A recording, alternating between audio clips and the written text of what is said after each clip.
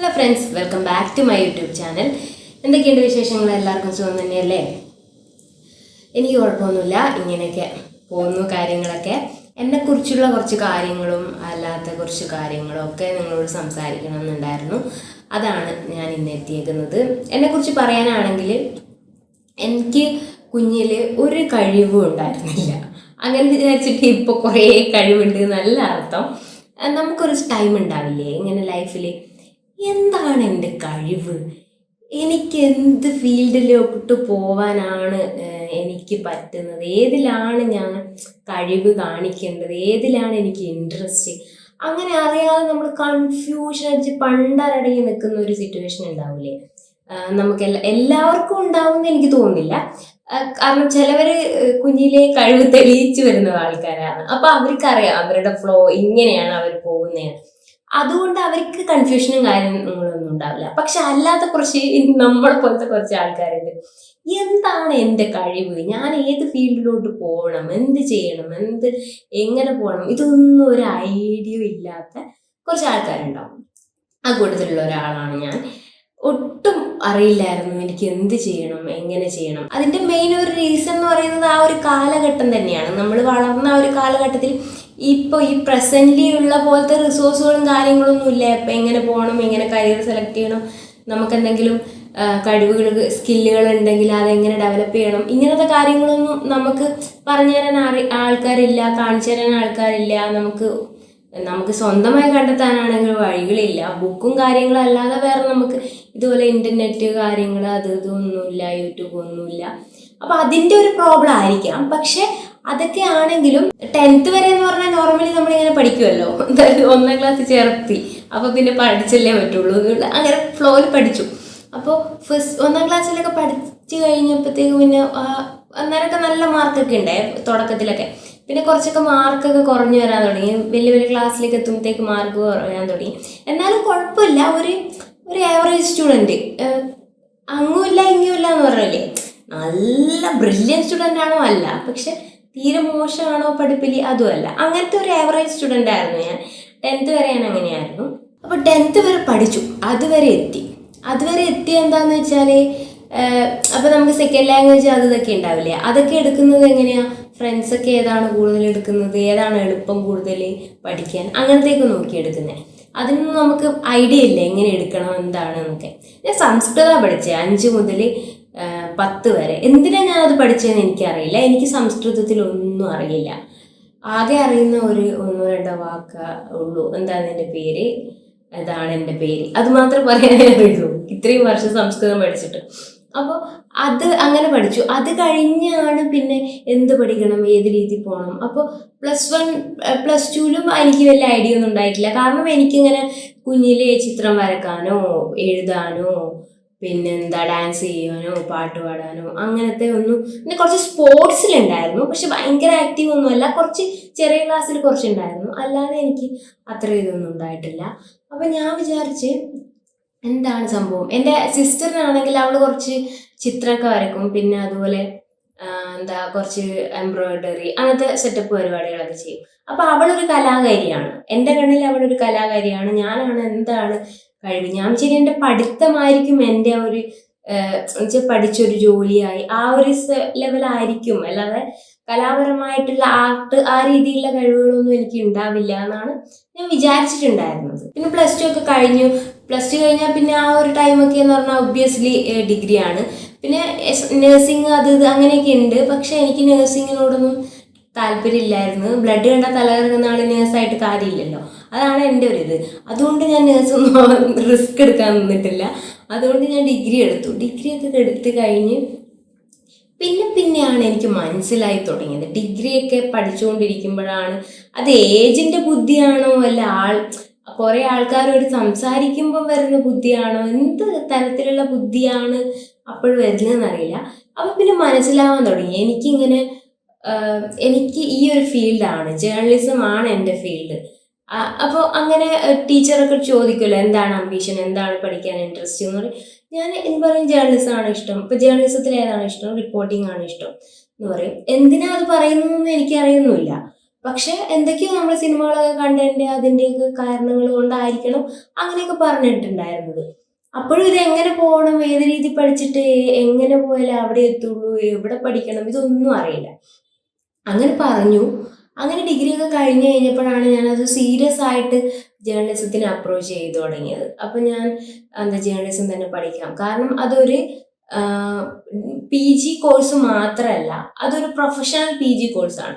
നമുക്ക് ജോബിന് ചാൻസ് ഉള്ളൊരു കോഴ്സാണ്. അതുകൊണ്ട് ജോബ് പെട്ടെന്ന് വേണം എന്നുള്ളൊരു ഇതുണ്ടായിരുന്നു എനിക്ക്. ഞാൻ എൻ്റെ സിറ്റുവേഷനും കാര്യങ്ങളൊക്കെ അങ്ങനെയായിരുന്നു. അതുകൊണ്ട് തന്നെ പെട്ടെന്ന് തന്നെ നമ്മളൊന്ന് ഫിനാൻഷ്യലി നമുക്ക് കുറച്ചൊരു പൈസയെങ്കിലും കിട്ടുന്ന രീതിയിൽ കാര്യങ്ങൾ വരണമെന്ന് എനിക്ക് ആഗ്രഹമുള്ളത് കൊണ്ട് ഞാൻ അങ്ങനെ ഒരു പ്രൊഫഷണൽ കോഴ്സ് എടുക്കാമെന്ന് വെച്ചിട്ടാണ് ഞാൻ PG പഠിച്ചു തുടങ്ങിയത്. PG പഠിച്ചു തുടങ്ങിയപ്പോഴാണ് എനിക്ക് മനസ്സിലായത് ഞാൻ എഴുതെന്ന് വെച്ച് കഴിഞ്ഞാൽ ഗംഭീര എഴുത്തൊന്നുമല്ല, മാധവിക്കുട്ടിയൊന്നുമല്ല, ഭയങ്കര എഴുത്തൊന്നുമല്ല. ഞാൻ കവിതയും കഥയും അങ്ങനത്തെ ഒന്നും ഞാൻ ചെയ്തിട്ടില്ല. കുഞ്ഞിലെ ക്ലാസ്സിൽ നമ്മളിങ്ങനെ പീരീഡ് കട്ട് ചെയ്യാനൊക്കെ ഇങ്ങനെ കവിതക്കും കഥക്കും എന്നൊക്കെ പറഞ്ഞിട്ട് പേരൊക്കെ കൊടുത്തിട്ട് പോകാറുണ്ട്. പക്ഷെ അതൊന്നും അറ്റംപ്റ്റ് ചെയ്തിട്ടൊന്നുമില്ല. പിന്നെ PGയിലൊക്കെ എത്തിയപ്പോഴാണ് എനിക്ക് മനസ്സിലായത് എനിക്ക് ചെറുതായിട്ട് എഴുതാനുള്ള ഒരു കഴിവ് എനിക്ക് ഉണ്ട് എന്നുള്ളത്. അങ്ങനെ ഞാൻ ചെറുതായിട്ട് എഴുതാൻ തുടങ്ങി.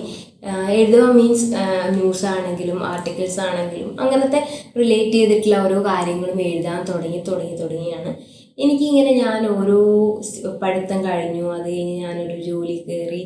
അപ്പോഴും എനിക്ക് കോൺഫിഡൻസ് ഇല്ലായിരുന്നു, എനിക്ക് ന്യൂസ് ചെയ്യാൻ പറ്റുമോ അങ്ങനെ ഇങ്ങനെയെന്നൊക്കെ കോൺഫിഡൻസ് ഇല്ലായിരുന്നു. അത് ന്യൂസ് ചെയ്തു. പിന്നെ കുറേ കാലം പിന്നെ അത് കഴിഞ്ഞ് ഞാനിപ്പം അഡ്വർടൈസിങ് ഫീൽഡിലേക്ക് മാറി.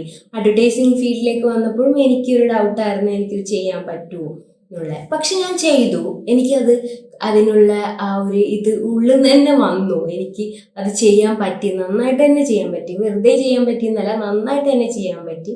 അതുപോലെ ഇപ്പം ഞാൻ കണ്ടിന്യൂ ചെയ്യുന്നു അഡ്വർടൈസിങ് ഫീൽഡിൽ കണ്ടന്റ് റൈറ്ററായിട്ട്. അപ്പോൾ എനിക്കിപ്പം എൻ്റെ ഒരു ഇത് ചിന്തിക്കുമ്പം എനിക്ക് എഴുതാൻ അറിയും എന്നുള്ളത്, എനിക്ക് എഴുതാനുള്ള കഴിവുണ്ട് എന്നുള്ളത് എൻ്റെ ഒരു എന്താ പറയുക, ഞാൻ വളരുന്ന ആ പ്രായത്തിൽ ഞാൻ മനസ്സിലാക്കിയിട്ടുണ്ടായിരുന്നില്ല.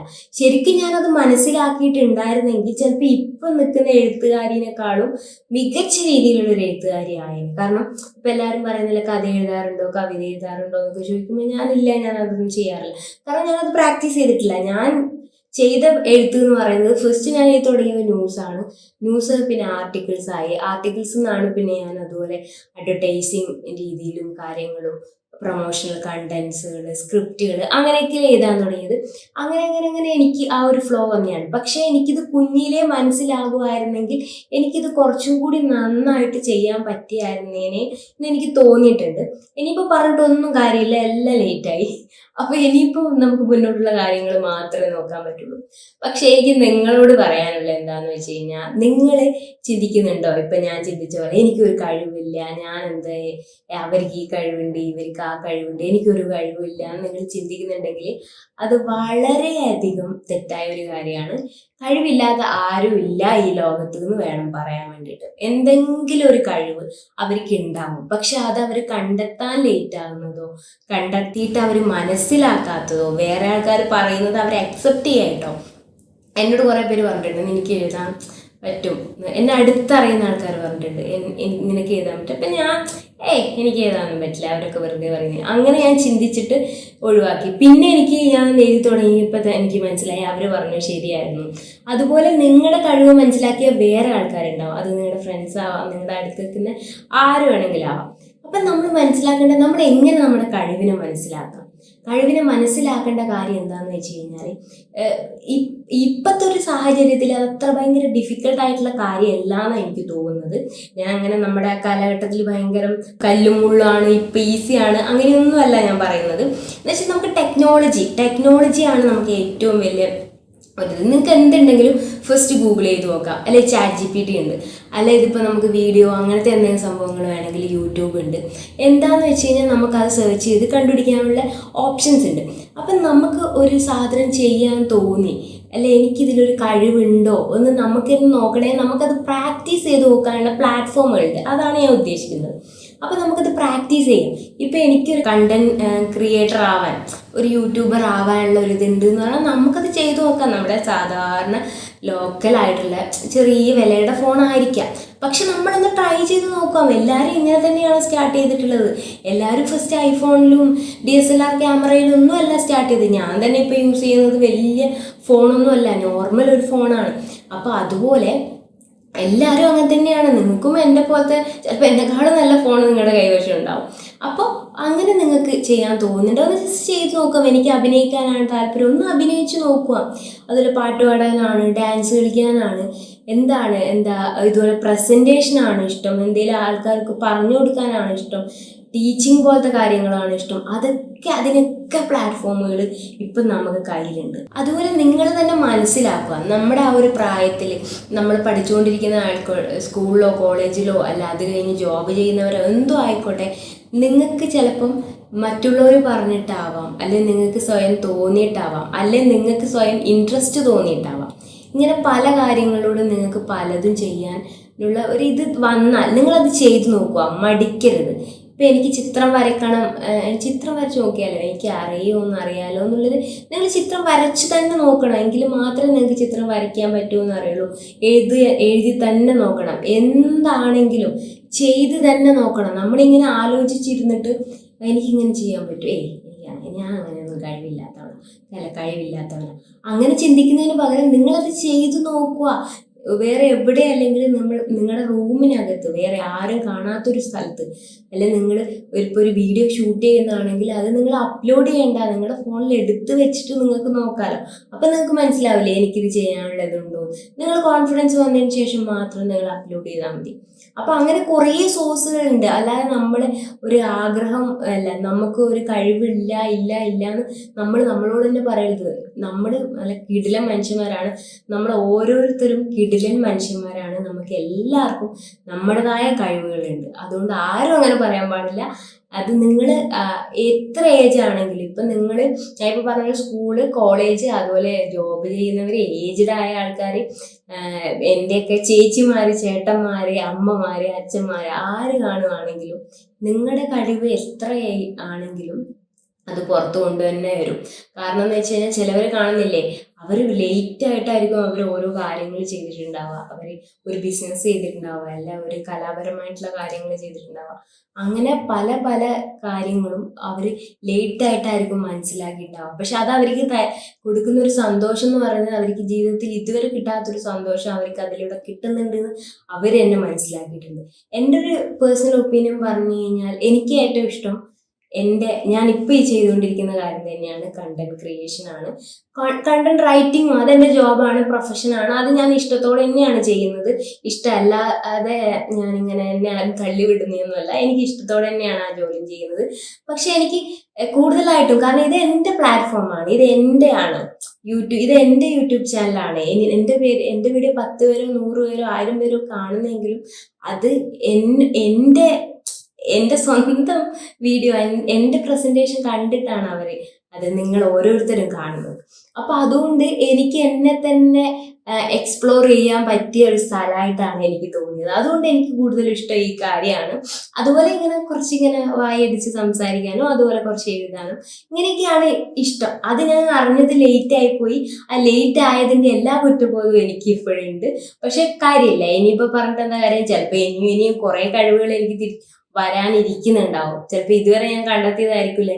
ചിലപ്പം ഭാവിയിൽ ഞാൻ ഡാൻസർ ആവാം, പാട്ടുകാരി ആവാം, അങ്ങനെ പല പല കാര്യങ്ങൾ സംഭവം. എനിക്ക് ഡാൻസ് ചെയ്യാൻ ഭയങ്കര ഇഷ്ടമാണ്. പക്ഷെ ഞാൻ ഇതുവരെ ചെയ്ത് നോക്കിയിട്ടില്ല. അതുകൊണ്ട് എനിക്കറിയില്ല, ചെയ്ത് നോക്കിയിട്ടില്ല ഇൻ ദ സെൻസ് ഞാനിങ്ങനെ സുംബ അതൊക്കെ ചെയ്തിട്ടുണ്ട്. അല്ലാതെ ഞാനിങ്ങനെ ഒരാളെടുത്ത് പോയിട്ട് അങ്ങനെ പഠിച്ചിട്ടൊന്നുമില്ല. ഇങ്ങനെ ഫോണിലൊക്കെ നോക്കിയിട്ടൊക്കെ ചെയ്തിട്ടുണ്ട്. അതൊന്നും സെറ്റായിട്ടൊന്നുമില്ല. പക്ഷെ ആരെങ്കിലും പഠിപ്പിച്ച് തരുമ്പോൾ നമുക്ക് കുറച്ചും കൂടി നന്നായിട്ട് ചെയ്യാമല്ലോ. അങ്ങനെയൊന്നും സിറ്റുവേഷൻ ഇതുവരെ ഉണ്ടായിട്ടില്ല. ഭാവിയിൽ ഞാൻ അത് ഉണ്ടാക്കി എടുക്കുന്നതാണ് എൻ്റെ ആഗ്രഹം. അതുപോലെ നിങ്ങൾ എത്ര ലേറ്റ് ആയാലും എത്ര നേരത്തെ ആയാലും നിങ്ങളുടെ കഴിവുകൾ മനസ്സിലാക്കി മുന്നോട്ട് പോയി കഴിഞ്ഞാൽ നിങ്ങൾക്ക് ആ ഒരു വഴിയിലൂടെ മുന്നോട്ട് പോകാൻ പറ്റിയാൽ നിങ്ങൾക്ക് നല്ല സന്തോഷം തന്നെ, സമാധാനത്തിൽ ആ കാര്യം ചെയ്തിട്ട് മുന്നോട്ട് പോകാനുള്ള ഒരു സിറ്റുവേഷൻ ഉണ്ടാവും. ലൈഫ് നല്ല സന്തോഷത്തിൽ തന്നെ പോവുകയും ചെയ്യും. ഭയങ്കര കഴിവ് നിറഞ്ഞ് തുളുമ്പി നിൽക്കുന്ന എല്ലാ ഫ്രണ്ട്സും എല്ലാം ഈ തരത്തിൽ ചെയ്ത് നോക്കണം, ട്രൈ ചെയ്ത് നോക്കണം എന്നാണ് എനിക്ക് പറയാനുള്ളത്. അപ്പോൾ ഇന്ന് ഇത്രയൊക്കെയാണുള്ളത്. എൻ്റെ കാര്യങ്ങൾ കുറച്ച് സംസാരിക്കാനും നിങ്ങളോട് കുറച്ച് വർത്തമാനമൊക്കെ പറഞ്ഞിരിക്കാൻ വേണ്ടിയാണ് ഞാൻ എത്തിയത്. എന്തൊക്കെയാണ് നിങ്ങൾക്ക് എൻ്റെ വീഡിയോനെ കുറിച്ചുള്ള അഭിപ്രായങ്ങൾ എന്നൊക്കെയുള്ളത് കമൻറ്റ് ചെയ്യണം. എത്തരത്തിലുള്ള വീഡിയോസാണ് നിങ്ങൾക്ക് വേണ്ടതെന്നും കൂടി ഒന്ന് പറയാൻ മറക്കരുത്. എൻ്റെ വീഡിയോ ഇഷ്ടപ്പെടുന്നുണ്ടെങ്കിൽ ലൈക്ക്, ഷെയർ ആൻഡ് സബ്സ്ക്രൈബ്. അടുത്ത വീഡിയോ ആയിട്ട് ഞാൻ പെട്ടെന്ന് വരാം കേട്ടോ. Okay, by.